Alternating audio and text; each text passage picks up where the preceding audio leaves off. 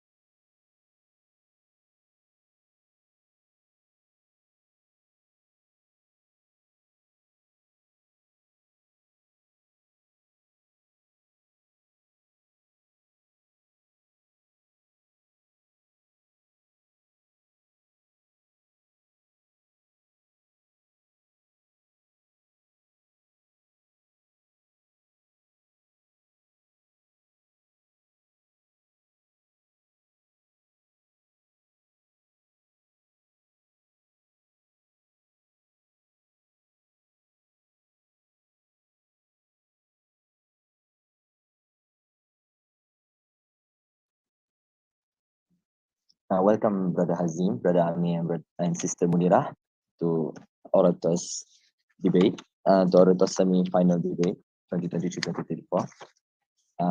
So now, the judges need time to prepare, or should we start now?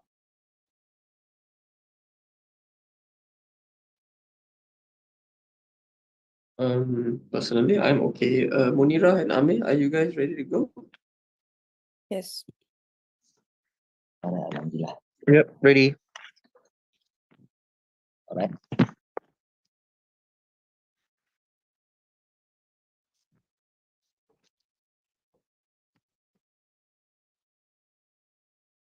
Bismillahirrahmanirrahim.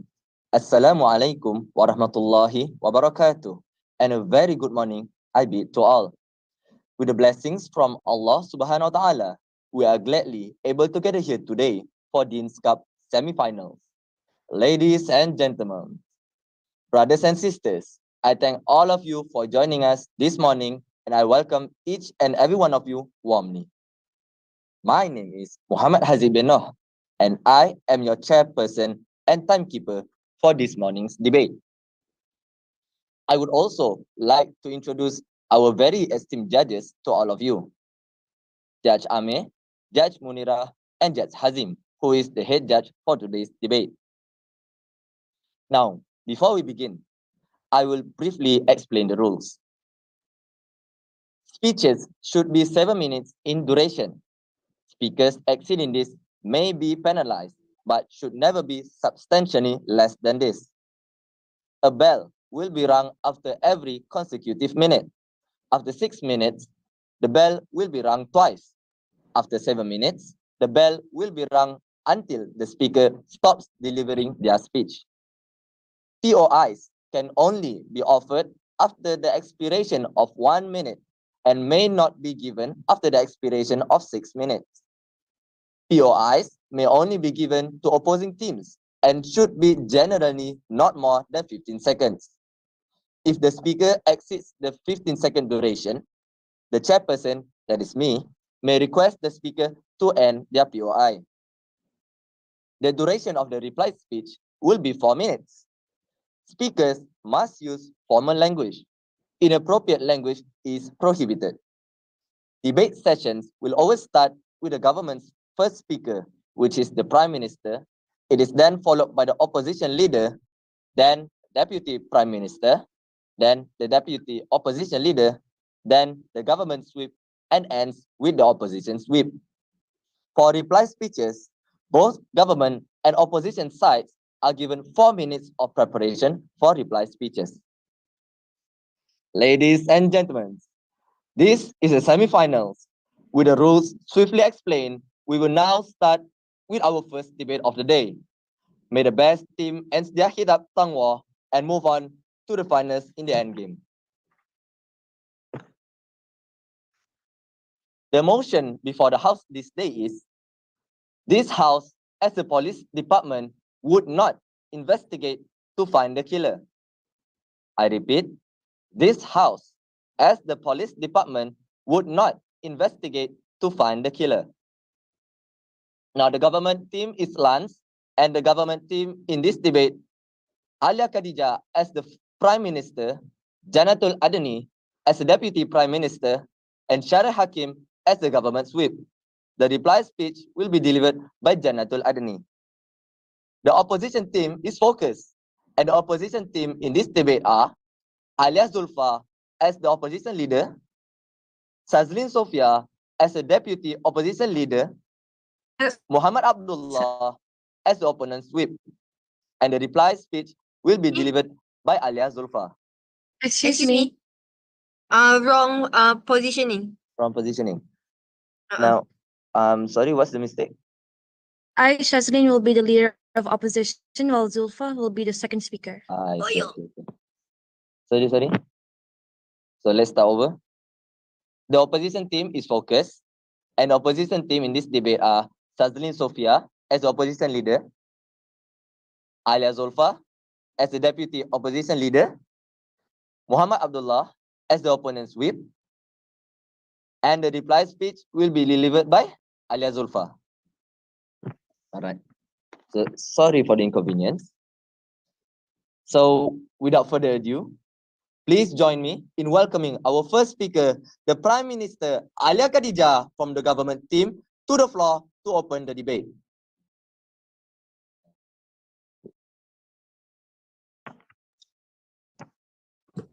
Hello, am I audible? Yes. Hey. Am I Yes, audible? Yes, we hear you loud and clear. Okay.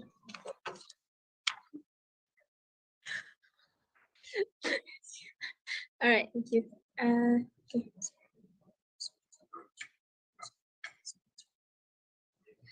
I will start my speech in 3, 2, 1.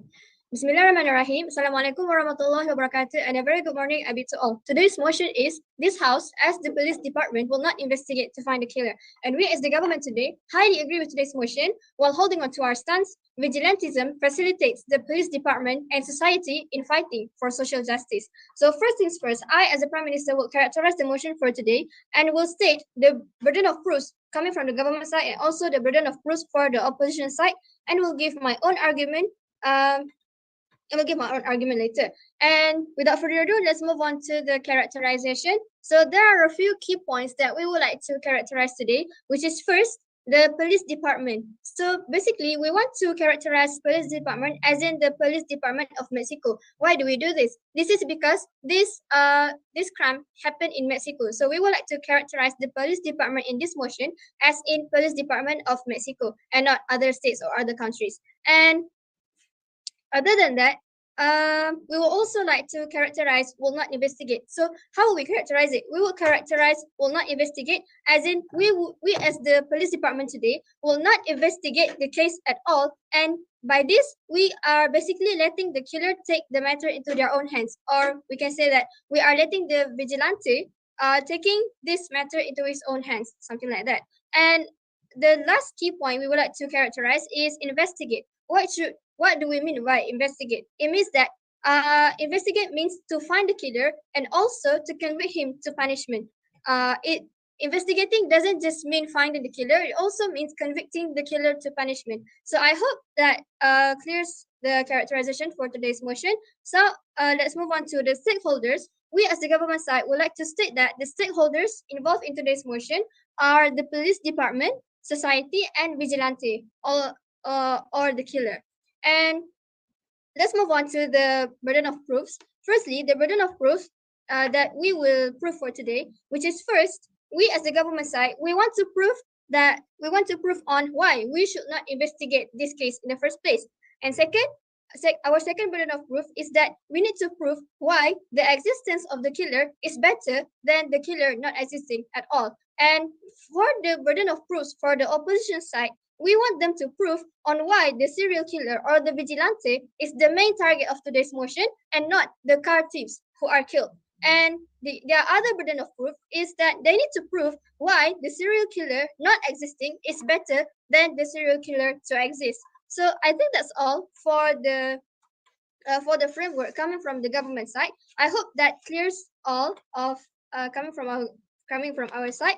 Now let's move on to my argument session. So firstly, I would like to give to you some clarification and explanation on why we as the government today would like to support this motion. So first things first, why we can see that the killer that we're talking about in this motion, he is killing what we call suspected car thieves. He basically tortures them and kills them. And on the corpses' bodies, he put some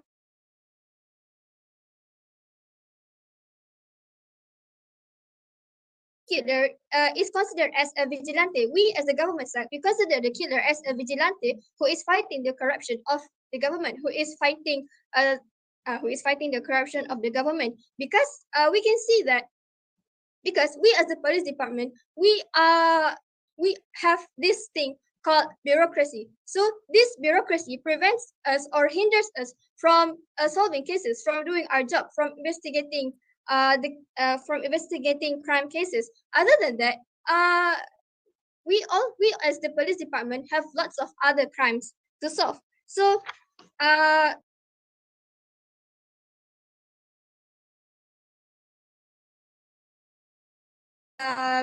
this can also be related to the bureaucracy thing, where the bureaucracy slows us down or hinders us from doing our job. This is why if the society wants the police department to take this matter into their own hands, it will take a lot of time. This is why we support the killer to just finish all these car thieves so that they can basically reduce the car thieves cases on their own.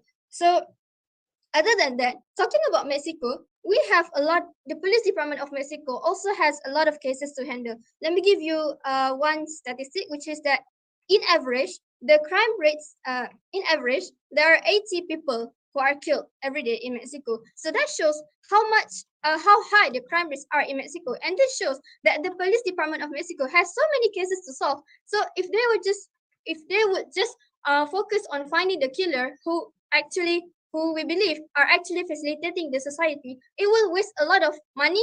It will waste a lot of time. It will waste a lot of time and energy. So we believe that by letting the killer take this matter into his own hands, it can actually solve the cases faster, and it can also prevent losses from society because the society lost their properties. And to explain more, we want to state that the killer or the vigilante actually facilitates the society. Why? This is because some of the car thieves are actually very slick. They are very sly. This also shows that the police department are not really capable of solving the cases easily because some of the car thieves are slick and sly. And let me give you one example of one suspect where where uh let's say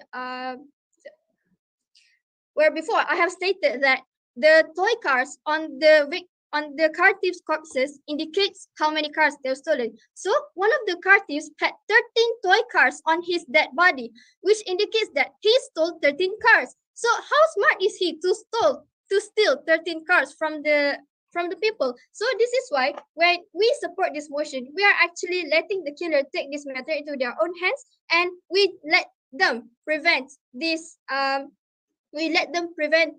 thieves from stealing more cars. And basically, they are helping the police department in stopping the crime of car theft. So I think that's all for my speech. So before I end my speech, I would like to reaffirm our stance, which is this house, as the police department, would not investigate to find the killer. While holding on to our stance, vigilantism facilitates the police department and society in fighting for social justice. And with that, I've never been more proud to propose. Thank you.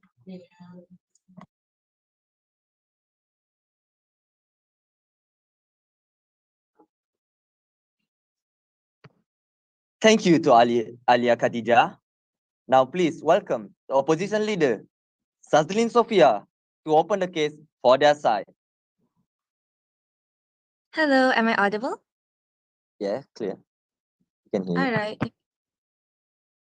Let me rearrange my notes first. I will begin my speech in 1, 2, 3. Bismillahirrahmanirrahim. Assalamualaikum and a very good morning. I'd like to bid to honorable judges and members of the floor. Today, we are here to debate the motion of this house as the police department would not investigate to find the killer. And we, as the opposition side, stand behind the stance that we believe that as the police department, doing investigation for this case is crucial for the overall well-being of society, and in this case, the car thieves and the killer. First of all, I'd like to begin with defining the theme, which is social justice, which can be defined as fairness as it manifests in society. I will further elaborate the theme later on, but to begin with the session, I would like to agree with all the definitions given by the government prime minister, although I would like to reiterify the definition of the police department, in which they gave police department in Mexico. We would like to specify that this case happened in Sinaloa, so it should be Sinaloa, Mexico. And then moving on with the addition of the theme is social justice, which includes healthcare, employment, human rights, and more. For a socially just society exists, human rights are to be respected and discrimination is not allowed to flourish. There are 5 principles of social justice, but for the ease of this case, we will be focusing on the human rights aspect. As per today, social justice has shifted on a stronger emphasis on human rights and improving the lives of disadvantaged and marginalized groups that have historically improved the lives of disadvantaged and marginalized groups that have historically faced discrimination in society. Many of these groups have been discriminated against on the basis of factors such as social status, wealth, and basis of prejudice and others. Moving on to our case line of this debate, innocent until proven guilty should be applied for all under the court of law, including the killers and the car thieves. Moving on with our burden of proof, the government would need to prove that the act of murdering people, of the killers, benefits society as a whole, and they will have to base this on the principle of difference. And then our burden of proof is that we truly care for the betterment and the well-being of society, justice for the tortured murder victims and the killer. And then moving on to the mechanism, moving on to the assumption, society will not feel safe knowing that there is a murderer among the town folk. Investigating the killer is the right choice to be made, as no society, even where crime is rampant, would want the crime to be the norm, and no. After my characterization, please. Would want the crime to be the norm and feel safe knowing that they could not be involved or even be a victim of crime, which in this case, getting tortured and killed anytime, any day for something that they were just suspected but not even responsible for. Moving on, vigilantism is not justifiable in any case. All right, moving on with the stakeholders, which there are 3 members of society, car thieves, and the killer himself. And then the case split is 4 will be divided between me and my second speaker. Human rights, protect the public, help the killer face consequences of actions, and prevent vigilantism. Before that, I would like to move on with my rebuttal. They said that the killer is fighting against the corruption of the government. This is only an assumption, and they did not literally elaborate at all on that. They just said it as a point and then moved on. We need elaboration, otherwise that cannot be taken as a point. And then they stated verbatim, we as a police department have other cases to handle in Mexico. Okay, first of all, why you are saying as if the lives of people do not matter at all in this case. These are still people of society. They are fathers, they are brothers. They're important for you to say that there are other cases to handle. You're simply downplaying these people. No, God. Okay. Moving on with my first argumentation, which is human rights. Human rights is the most important principle of social justice and forms a foundational part of the concept. Human rights and social justice are interrelated, and it's impossible for one to exist without the other. The act of torturing and murdering the perpetrators without giving them prior grounds to defend himself, for example, under the court of law, is a discriminatory act of itself and therefore goes against human rights and the theme of this debate, social justice. This can be said as according to the European Convention of Human Rights 1950, the right of life was the first substantive article, stating that everyone's life shall be protected by law and that no one shall be deprived of life. Therefore, through a court sentence after being convicted of a crime carrying the death penalty. This meant that people ought to consider the rules for a fair allotment of social goods within a society, as well as the levels of inequality that can be allowed within a society. Rawls famously used the concept of veil of ignorance as a pretense of ignorance about where one will end up in a society that Rawls ought to be arranged by society. For example, Sinaloa, Mexico. So as stated by the information slide, this case happened in Sinaloa, Mexico, in which that place has a crime rate of 20%. 20%, 1 in 5 people are forced into a life of crime for a means of livelihood. Given that people do commit these crimes in which they are forced to do to make a living for themselves, and for the case of government, they want to use the corruption of the government as a reason. They themselves did not expect the punishment to be torture and murder without a fair trial. Yes, POI. No. Okay, never mind. Let's move on. And then these human rights are fundamental for societies, and individual, which is the killer, must be responsible if they fail to ensure the uphold of these rights. Thus, social justice of society can be achieved through fairness, especially in the access to social resources, sometimes called social goods, and in this case, to fair trial, a court trial, and therefore there will be social justice given to society regarding those who have stolen the cars, and not the outright murder and torture of these perpetrators. And in conclusion, social justice and human rights have strengthened over the years to the point where social justice and human rights are interchangeable.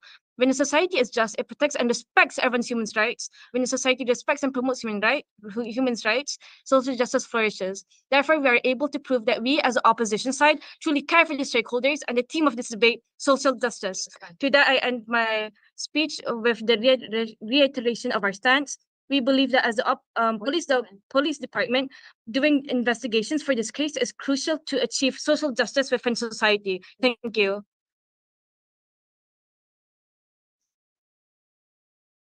I'd like to thank Sazlin Sophia for their speech. And now, I'll call upon the second speaker of the government, Jannatul Adni, to continue the debate for their side. Take it away.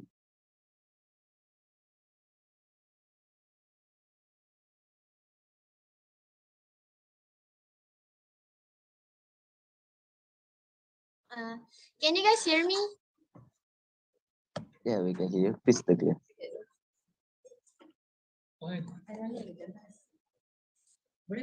Tak nampak muka siapa-siapa. Okay, wait up. Okay.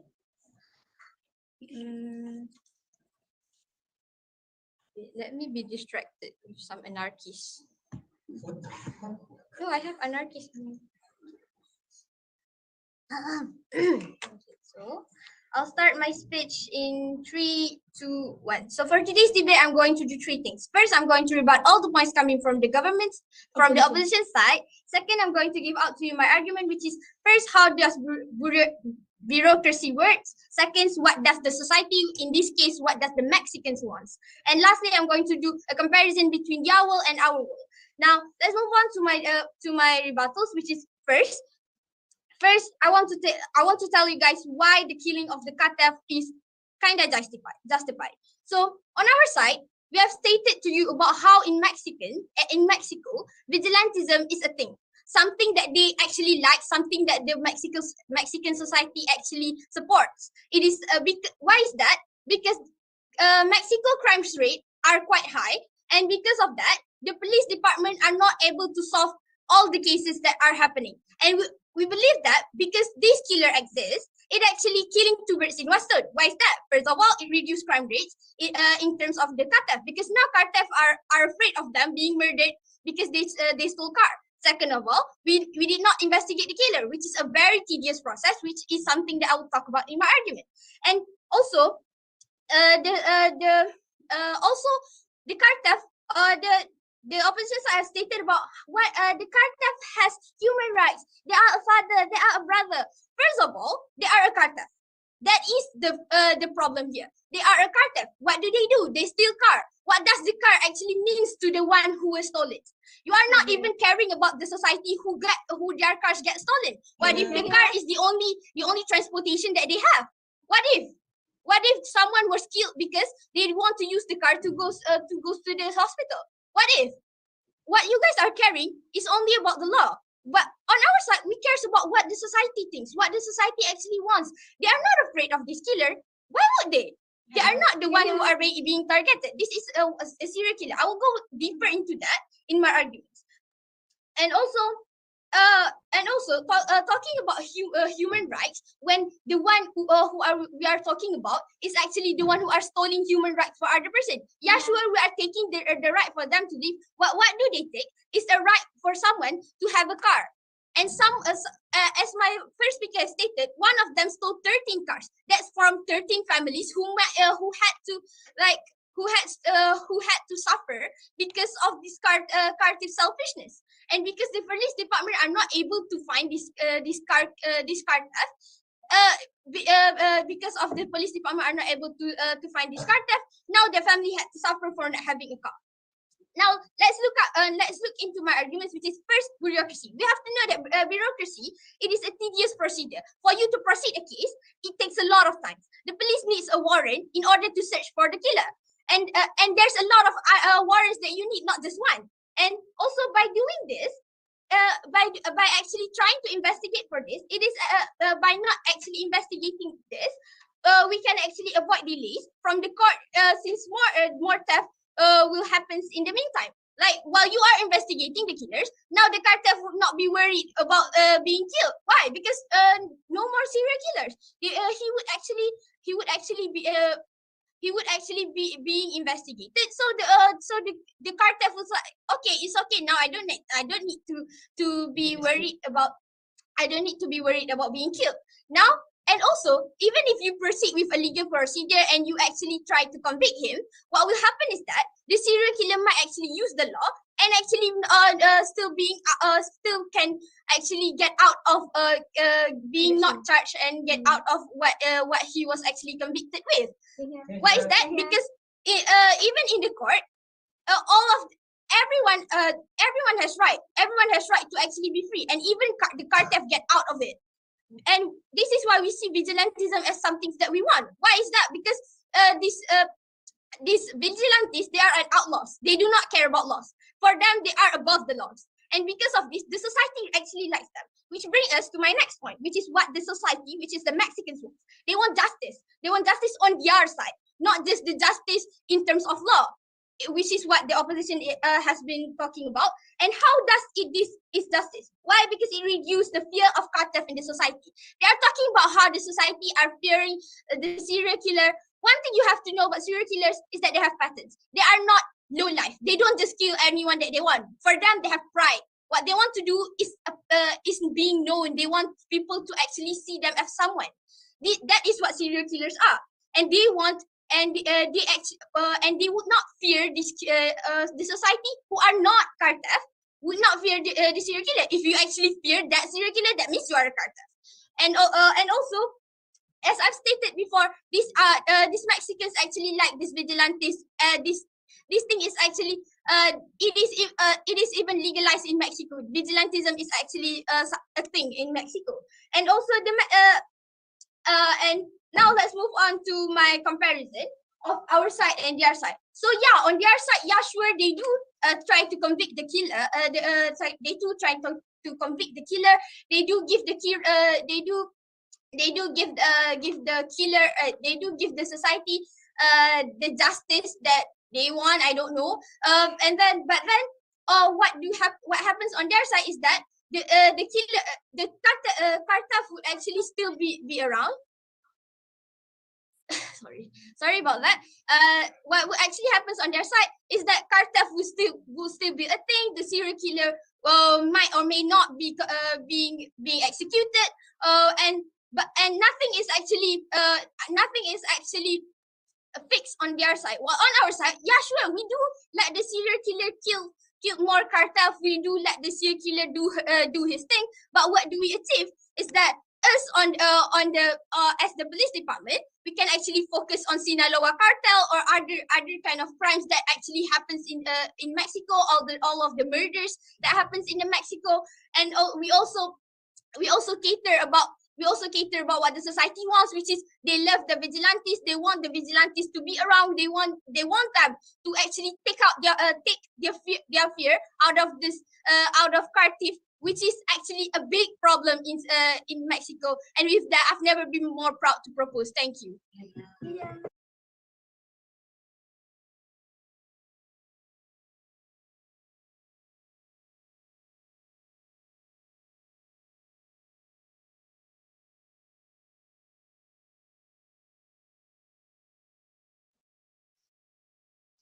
I would like to thank the Deputy Prime Minister Janatul Adani for their remarks and welcome the second speaker of the opposition team, Alia Zulfa, to continue the case for their side. Take it away. Let me rearrange my notes. This is so much.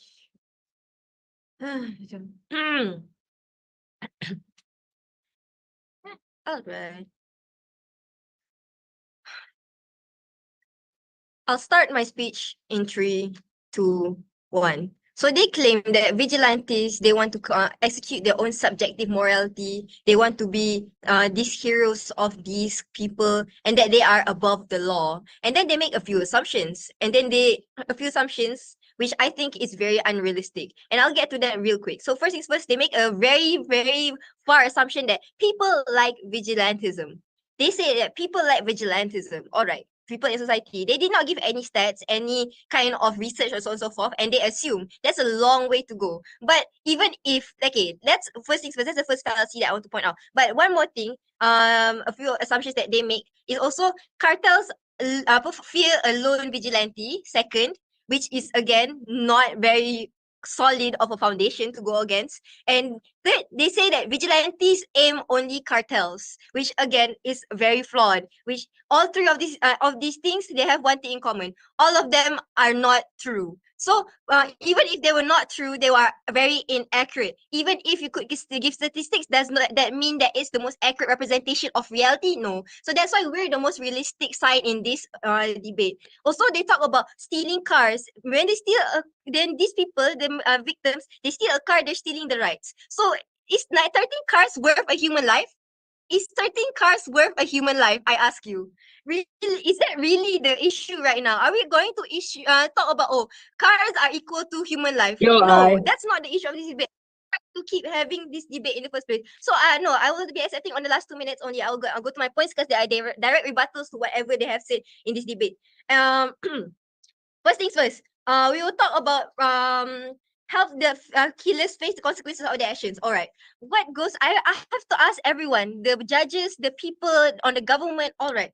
What goes through the mind of a killer when he and she commits torture and eventually murder? One sure answer, we're not sure of whatever the government is assuming right now, but one thing we can be sure is that the degradation of his mind and mental being, as no sane person would ever think to commit such crimes in the first place. And given that the majority of people within this area are already not very well in terms of their mental states as well, given that the rates of crime within the area, it is reasonable to say that most likely of him to heal from the damage and change his ways of life, so sure he can continue torture and killing. So should we let him torture and kill?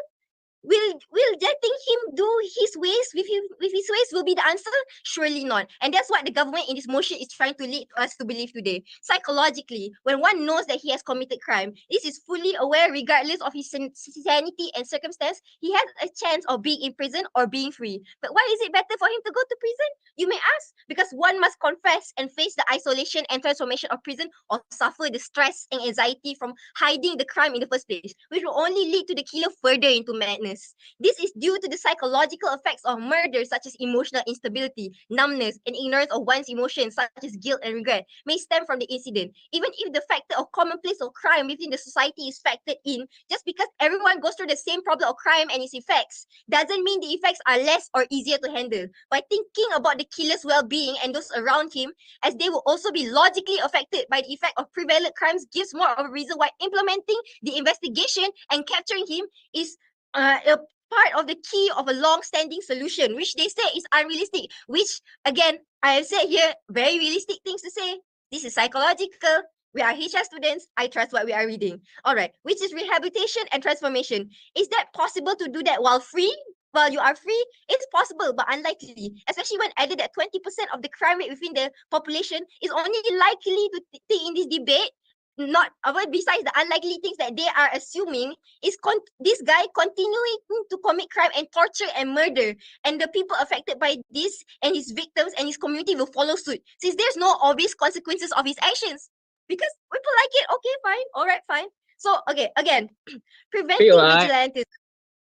No, thank you. I will go to my second point. All right. Protect the public. Killers are still running rampant within society. This causes fear and paranoia as they do not know when the next time the killer may strike. And with the killer using this so-called serving justice for the community as a personal motivation and sentiment for torture, murder, and claiming it is best for the community as a whole. And even worse, that this killer utilizes torture as a mechanism, which means that even if you don't do the crime, he will torture you to the point he will falsely confess just to get him to stop, only to give him a reason to murder you. Very fun. I'm sure everyone would love those who have done crime I'm sure that everyone would love a guy running around doing just that. But you can say that killer only targets those who have done crime. But that is not ensured, as there's not enough information within the info slide. All right. And given, again, torture, it's difficult for the government to say so because the CIA, even the CIA, has once released a statistic on advanced interrogation techniques, also known as legal torture under the right reasons. And the success rate of getting proper information is only 50%. 50%! It's not even a truly effective one-way source to get information out of these people. See? All right. Later, POI is faster. 5, 4. You mentioned about 13 cars worth a human life. And then, of course, 13 cars worth a human life. People work for that. 13 cars, bro. Okay, never mind. I'm not gonna lie on that POI. I think just from that question, we can see the mental state of the government is how. I think the killer and the I'm not. That's why they're defending the killer in this case. All right, go on. The question goes: where does the killer draw the line on what crime is? There can be no assumption made of the killer, so we cannot be certain understand the morals that are held by the killer. And this killer is forcing his morals on top of people. And if they don't follow these morals, they fucking die. They just die. All right. I apologize for the okay, preventive vigilantism. A crazy self-justifying, self-serving hero running around, going on his own subjective morals and forcing other people to follow his subjective morals and killing his chosen victims if they don't follow his morals. Vigilantism undermines, not only is that like crazy, well, of course, that's the whole point of this debate. Vigilantism undermines the authority of law by bypassing the legal process needed to punish someone. Preventing it ensures that justice is administered through proper channels, which again, as they say, warrants are difficult to make. Yes, vigilantes don't have warrants, and that's why they should not have warrants because they're crazy. If they kill, they torture, they're crazy. Do you want these people running around? No. Respecting the law is crucial to maintain all the MPs, which we really need in these times right now. All right. So, I will here to up the stance, which is we believe as the police department doing the investigation of this killer is crucial overall well-being society, and in this case, the car thieves and the killer. And with that, I will also answer the BOP of why this killer should not exist in the first place. Vigilantes should not exist in the first place. Thank you.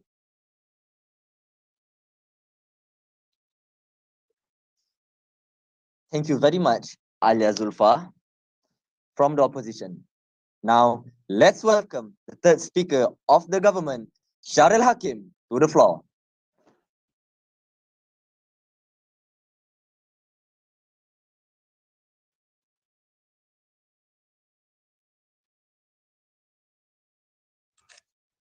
Hello, Shari is present. Am I audible? Yes, we can hear you. Okay. Can you see this very handsome face? I know, that's why. Okay, give me a couple of seconds, just a couple of seconds.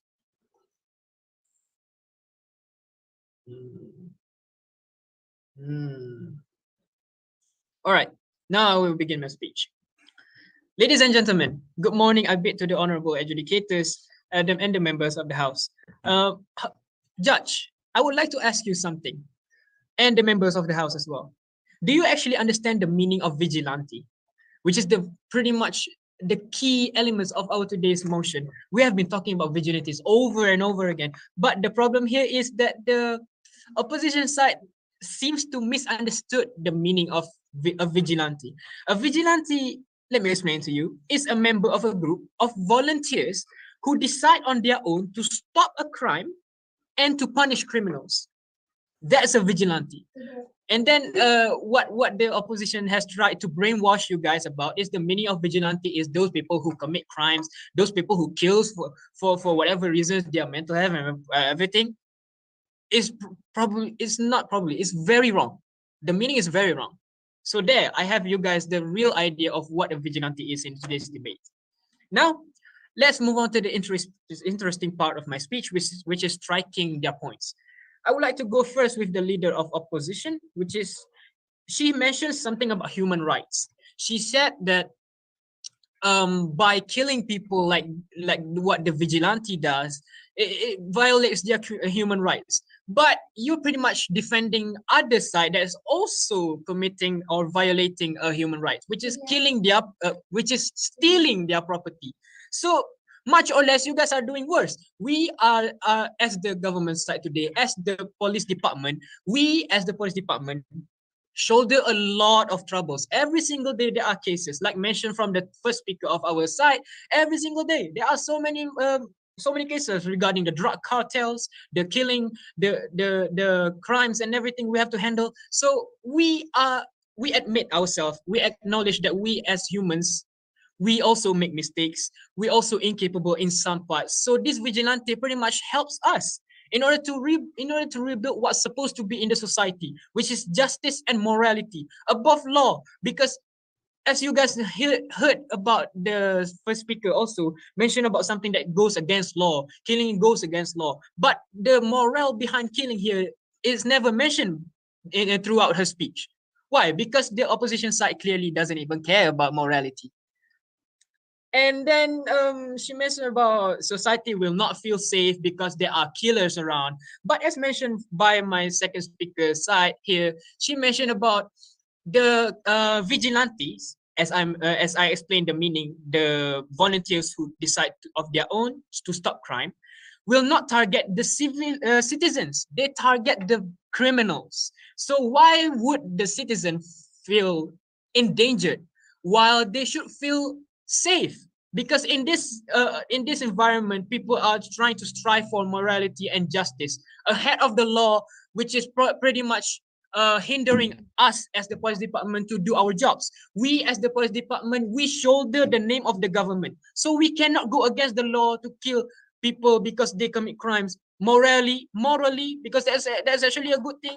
We kill people that commit crimes to prevent others, and it raise awareness around the society, so then the people will not commit crime further, and goes on and on. That's pretty much the butterfly effect of our alternative today. So pretty much we are siding to the society, we are siding on morality and justice, and we are happy to defy anything that goes around corruption and law. It's okay that law is made to provide and to facilitate morality, but once law violates the acts or the policies of morality, we can actually abandon it.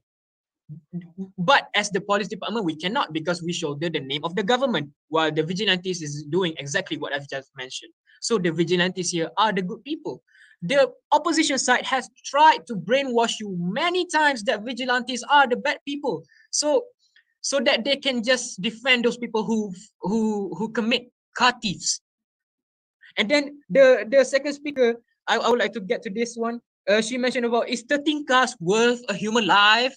Well, I would like to strike you, because it does worth a human life. Even for you right now as a HS student, how many months have to work in order to buy a car, and then suddenly your car got stolen by someone? What will you feel? We will feel like, oh, it's okay. I mean, it's against the law to object those kind of people. I mean, my side has been defending them anyways. Where's the logic behind that, opposition side? All right. So then she mentions, Want me yeah, to sure. explain logic? Okay, so No, 13 cars don't is explain. It time of violates person. 13 seconds. 13 cars is worth a section of person's life. Right? So a portion of the life is worth all the lives that were killed lah. Meaning, so a portion the of life that- life okay, is sorry, worth sorry, all sorry, the sorry. time that were lost. If you actually listen to the first speaker of my team, she mentioned about 1% out of 5 have stolen 13 cars, which is the 13 car toys on their body. So what about those others? Those others, well, one of the 5 may perhaps stolen 20 cars. One of them perhaps stolen 50 cars. We never know. And then you ask us about the how much is the statistics and everything, while you guys don't even provide statistics in your arguments. So asking for statistics is pretty much too vague for your own points actually. And then the killer, second opposition, killer is forcing the morals to the society. The killer, which is the vigilante, is not forcing moral, because what they do is actually moral. They don't have to force it. It's already moral, because they're defending the people who are in the place of facing those troubles. Why you are defending the car thieves by saying that the killers or the vigilantes violates the law. Where does your law goes? Law supposed to be supporting and facilitating morality. And then she mentioned about vigilantes are crazy. So I don't have to elaborate about that. Judges, you already have the idea. And then I would like to reaffirm my stance. This house, as the police department, us, would not investigate to find the killer because it's a big waste of time, energy, and money. And also, we have proven the arguments and given the rebuttals and everything from each of our speakers. With that, I rest my case. Thank you respectfully. Choose wisely.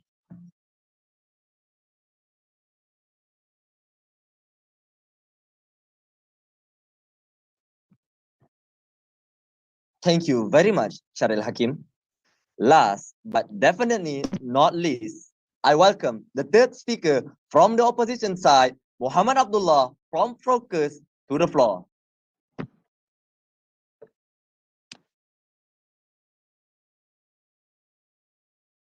Can you give me a second, please? Sure. Every day, huh? What Please- about please this wait untrained for- vigilante? wait for- yes. All right, Assalamu alaikum warahmatullahi wabarakatuh. I bid a very good morning to the esteemed judges and to the worthy opponent, also to my teammates. First of all, I want to apologize to the to the government team for all our profanities that happened during this debate. And now the first thing I want to do is to summarize all the points I have given from our side. So the first point is the human rights. Human rights and social justice are fundamental principles that uphold the dignity and equality of individuals within a society. They provide framework for fair treatment, protection from discrimination, the pursuit of well-being for all, and in this case, no one shall be deprived of life without going through the legal process. And then the second point of our argument is that to protect the public, in this case, it is crucial to uphold the rule of law and maintain justice. Because the legal system exists to protect the public.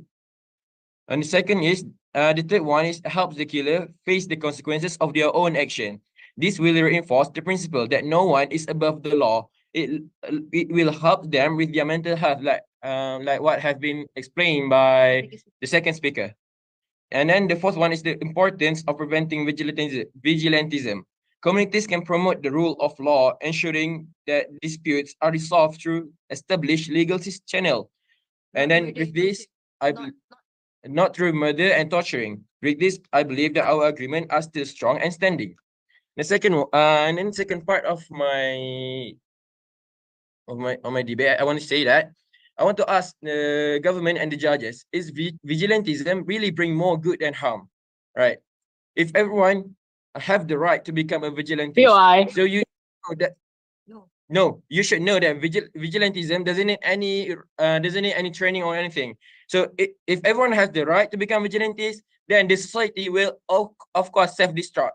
Right? Let's take an example during the Dark Ages. There's a lot of these so-called vigilantes or people that idolize the vigilantism that take matter in their own hand according to their own judgment. But know that others' judgment is different from the other judgment. Judgment can be distorted, just like how few people in the Dark Ages think it's okay to lynching the black people. To them, that's justice. That's what their judgment told them. So please learn from history. Please learn, guys. Please learn. All right. The BOP for I want to say that all the BOP that the government had given to us have been already fulfilled by my first speaker and my second speaker. So I don't want to talk about that. So let's go on to the rebuttals from the Prime Minister. Is that the Prime Minister said vigilante fight for the society, and then she said that bureaucracy has slowed them down from doing their job. So rather than ignoring this crime, why not just increase the efficiency and workforce of the bureaucracy of the government rather than just ignoring all things? All right, please. We actually care that we have a lot of burdens to care of every single day. There are so many cases. We have mentioned that a lot in our speeches. Why you kept asking the same thing over and over again? You have already understood what we have said. All right. So why are you like giving the vigilantes the rights for doing this? Why not like upgrading the workforce, upgrading the police? Does that when there's too much cases to handle, you say we should ignore something like the car thieves because the killing of the car thieves. Does that mean we can ignore all of these car thieves? You say that car thieves are slick and sly, and then because that we should ignore this because there's too much workforce that needed to investigate this. It's not advisable to do this because their action can harm the society. Addressing and preventing criminal behavior help maintain the society and justice in the community. This is fact. No one can deny that. And then let's go to the Deputy Prime Minister. The Deputy Prime Minister rebuts that why the killing is justified in Mexico. And then they said it, the vigilantism in Mexico is welcome. Come on, give me proof. Give me proof that vigilantism is accepted. I want proof. They didn't give any proof about that. What if they, and then she said that, what if they didn't have a car to go to the hospital? All right, this, and then because of the car thieves. And then what's the point of all the infrastructure that provided by the government? The buses, the taxis, and everything. Do you guys mean that car is more important than human life? You should know that we can use taxi, or right now we can use e-hailing if there's an emergency. This is not, this will not justify the killing of the car thieves. And then you said again and again about the bureaucracy. Why not that just like what I just said? Why not improve the means of process that you say that very tedious rather than just ignoring this crime of murder? Murder is a very heavy crime. And then I want to say this is that you just said that society want justice on their side. And then you said that vigilantism is already legalized. You said legalized in your debate just now. So please bring proof. Is there any acts that saying that vigilantism is legalized? I think the police just leave it there because they think that because they don't have enough power to control the vigilantism. It's not that it's legalized.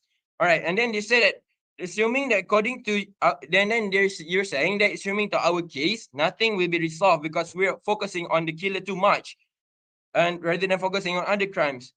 And then I keep saying this again and again and again. Rather than ignoring this crime, we should just upgrade the workforce of the police department. I'm just saying this again and again. And then the government whip just say that I just want to say that I want to say that fair trial is needed for every crime, and there's no excuse for that. You want to say that killing can be morally right? I don't think so. Let's say killing can be morally right, and moral can change over time. Yeah, what moral for others are not moral for other society. Let's say that scarification. In Malaysia, we say that scarification is not moral, and the Africa side they say that scarification is moral. It's even their culture. And then I want to this thing have been flying around right in this debate that cars and more worth than human life. And then in this debate, the government ignore the theme of social justice in this debate is that human rights and human life. And then we want to say we can abandon moral. We can you say that we can abandon laws because of moral. I want to say that in America, police are trained less hours than your average barber. I mean barber, and police violence is rampant and unjust, and innocent lives are lost by murder by police every day. What about this untrained volunteer, like the vigilantism? And then I want to end my speech with reinforcing our stance that we believe that as the police department, doing investigation for this case is crucial for the overall well-being of the society, and in this case, the car thieves and the killer. Thank you.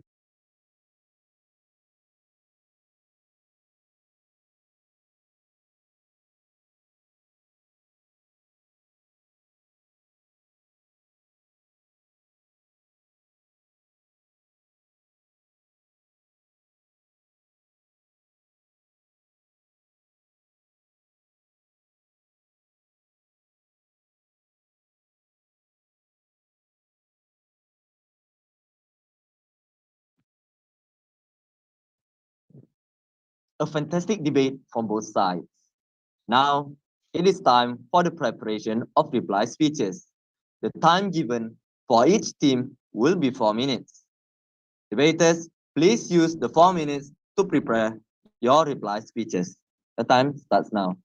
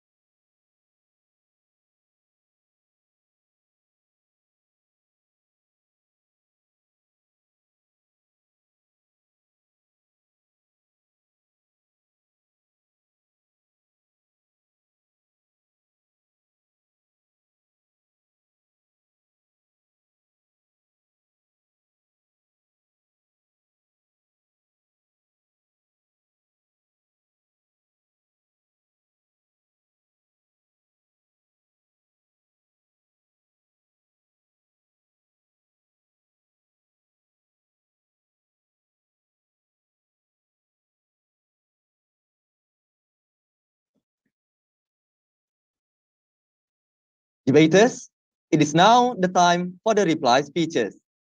Starting first with the opposition. Please welcome the opposition summary speaker. She is as fast as lightning, as loud as thunder, yet never out of focus. The admirable, amazingly astonishing Miss Alia Zulfa from Focus. Am I audible? We can hear you Am I crystal audible? clear. Okay, let me rearrange the notes. Okay. Aduh, ini banyak ni apa. Yang belakang ni sekali ke? Yang belakang ni sekali ke?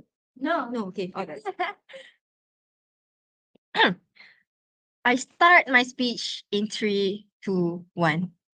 First of all, I would like to apologize for all the profanity given in this debate. So I apologize to that first, and apologies to the government team. And then I would like to highlight a few things that the government team has given to us, which is the burden of proof, which actually, amazingly, the burden of proof on our side and on their side has been proven. So they gave us the BOP of why the killer is the main target of this motion, which is proven through the second point, which is helps the killer face consequences of action, which is fully on the killer. We've already highlighted that, and of course we answered the BOP. And why the killer is not existing is better than the killer existing, which is already proven in our upper overall of our points, which we have answered all the BOP. So proven. But we gave them also a BOP. I'll give them credit. We give government to prove the act of murdering, the killing, and the car thieves benefit society as a whole. They tried to prove that even though it was kind of faulty, I would still give them credit because they tried. They tried. All right.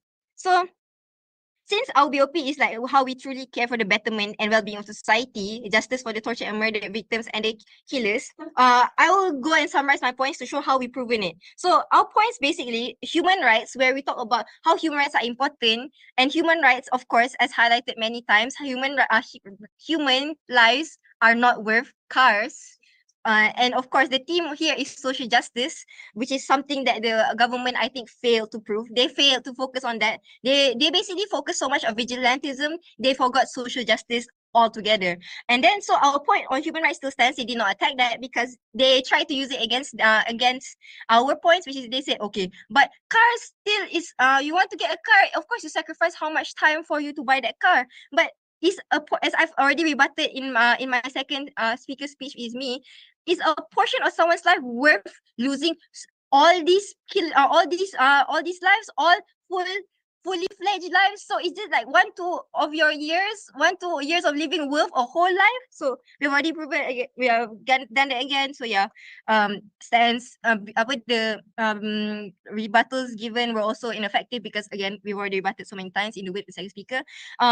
Protects the public, which still stands. As I said, nobody wants a crazy, deranged, killer, torturer, vigilante thingy going around, going with his own morals and stuff, because they said, like, oh, morals is morals, yes, but not everybody has the same morals. Like you say, it's okay to torture and kill, but I think on our side, torture and murder is not okay. We can agree on that, and I think the judges will also agree that torture and murder is not okay. All right. Yeah, as we said, protect the public. Just because one person is same morals as you doesn't mean your morals apply to everyone. It doesn't. All right. So it protects the public because not everyone in the public agrees with the vigilante. Helps the killer consequences of the action still stands. Again, to be a killer, you have to be deranged. It's just straightforward, and it still stands. And they actually support that. They be like, okay, and because they're deranged, they will, do these more acts and so on and so forth. They will be vigilantes and help the community in their own deranged way, which is murder and torture. Which again, yeah, no, no, this is just a bad idea. All right, and then prevent vigilantism, which is the our full rebuttal against all their points given against the stance, because as I would like to conclude, we need to respect human rights. All people need to respect human rights. Not only the people who are killed, respect the rights of property, but also the vigilantes who don't. Of course, they say that are above the law, and because of that, they need to respect human rights. Doesn't matter if you're a vigilante, if you're police or anyone, doesn't matter. Right of the criminals, the vigilantes, and often involves action, and these vigilantes often involve action that violates human rights. That's why we should not have them. So with that, I would like to stand with the stance that still stands to this day with all our points, that we believe that as the police department, doing investigation of this case is crucial for the overall well-being of the society, and in this case, the car thieves and the killer. So with that, I end this debate. Thank you.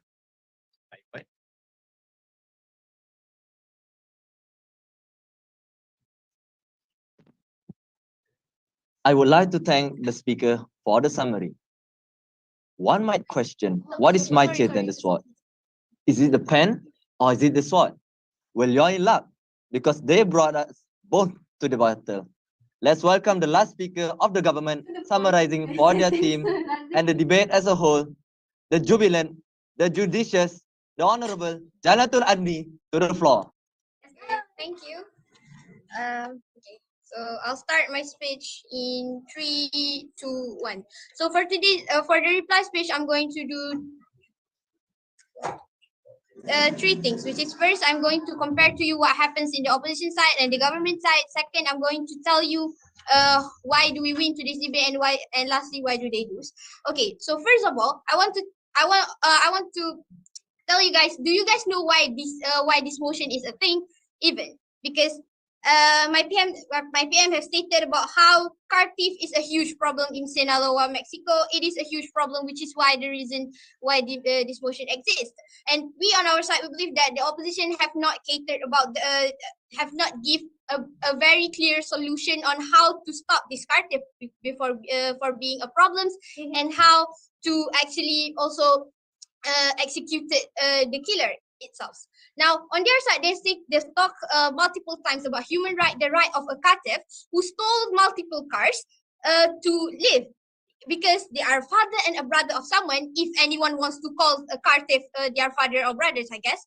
And they also failed to prove that the life of a captive is that valuable, because they are not an active member of the society. You would not see a doctor become a captive, but I don't know, maybe for them that is possible. But and also they have talked about upgrading workforce, but then it is too late because the first two speakers haven't said a thing about it. And given the benefit of the doubt that it did come early, it will still not be enough. Why is that? Because they haven't stated how do they want to upgrade this workforce. Does this involve the taxpayer money, and so on and so forth. And also they have also stated about how by them doing the investigation they would actually protect the public.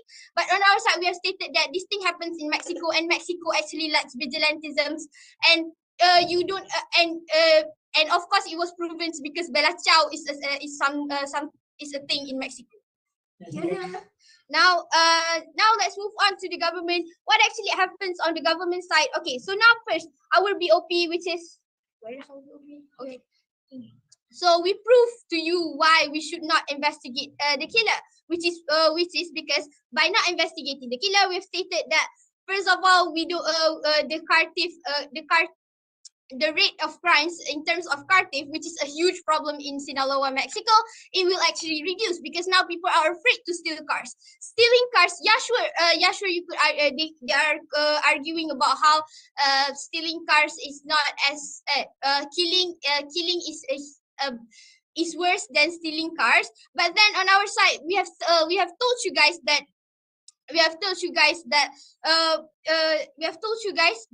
these cars, it could mean something sentimental to the car owners, and they do not just steal one cars but multiple of them, so they are actually violating multiple people's humans right. Do I really need to tell you guys this 5 times? Now let's move on to my DPM points. We have stated about how bureaucracy works, how it is a tedious procedure, and there's no confirmation that this kind of bureaucracies would actually work towards both the car theft and the serial killers. Why is that? Because if their bureaucracy bureaucracy actually works, car theft wouldn't be as a huge problem as it is now. And also, we have told you guys how the society in Mexico actually want these kinds of things. They actually practice vigilantism ever since it has been a tradition in Mexico. We have stated that to you multiples of times that Mexico actually like vigilantism. So on our side, we win because we cater to our own BOP, which is we prove to you why we should not investigate. Why we prove to you the existence of the killer is better than the killer not existing, because with the killer existing, car theft rates will go lower. The society will actually side with the police, and on their side they have not proved that the society actually don't like the vigilantism, because we on our side have stated to you multiple times how the Mexicans like vigilantism, and because of that our stance shall not fall. And with that I propose our motion. Thank you.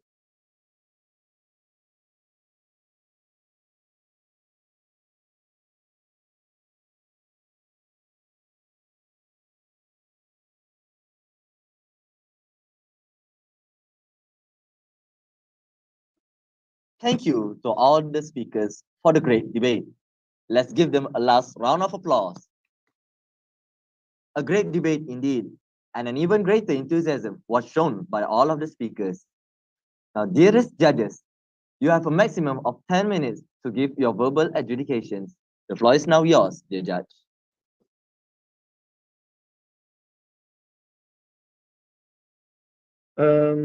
Okay, give us some time to deliberate the decision.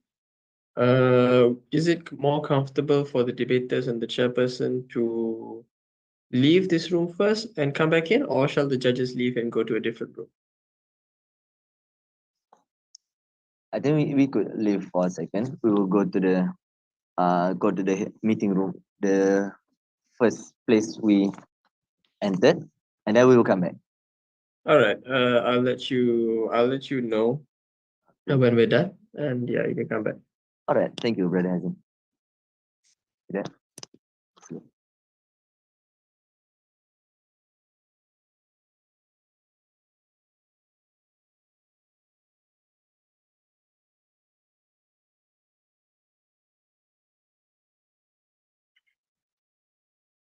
Amir, Munira, you guys there? Hello. Yep. Yep. I Hello. have a call already. Okay, hold the call first. Amir, you there? Yeah. All Yeah. right, all right. Okay. Do you have a call already, Amir, or do you need some time to think? I think I have my call. Yeah. Okay. In that case, let me just. Am I allowed to share screen? No, I don't think so. It's okay.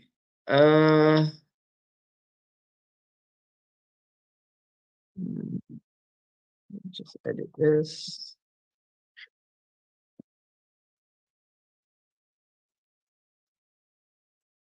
All right, Ame, what's your call? My call is I give the verdict to the op. Okay, Op has one. Okay, Mon, what's your call? Gov. Gov. Mhm. Pula dah. Okay. Okay, lah. Since I'm the descending one, I'll start with why I think it's Gov. I didn't give my call, but correct. Oh. Go for it. Okay. I thought you said Gov as you said op as well. No, I was still You're still on the fence, is it? little bit, because Which way are you leaning more towards?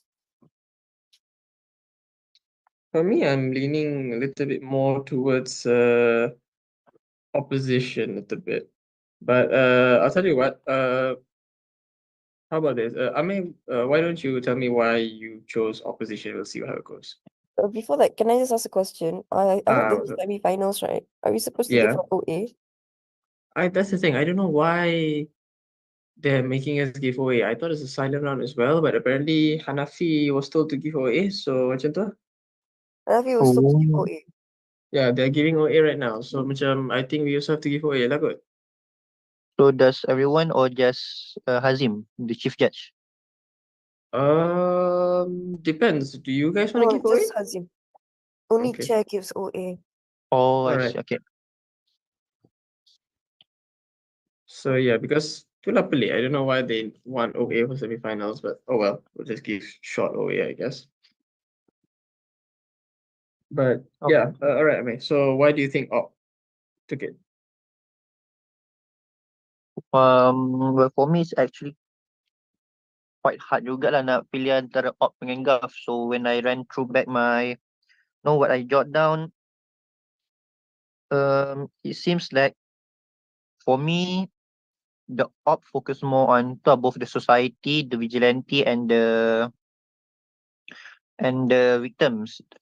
Whereas for me, the gov dia kurang sikit bahagian apa focus on the car theft. So yeah, I think the human right part really got to me. And yeah, I think that's all because of the human right part. Saya pun agak suka nak tentukan. But for me, yeah, the human right part really plays an important role in my decision. Basically, you have to support human rights and care for a person's life lah, basically lah kan. Yeah. Okay, all right, interesting. Mon, what do you think?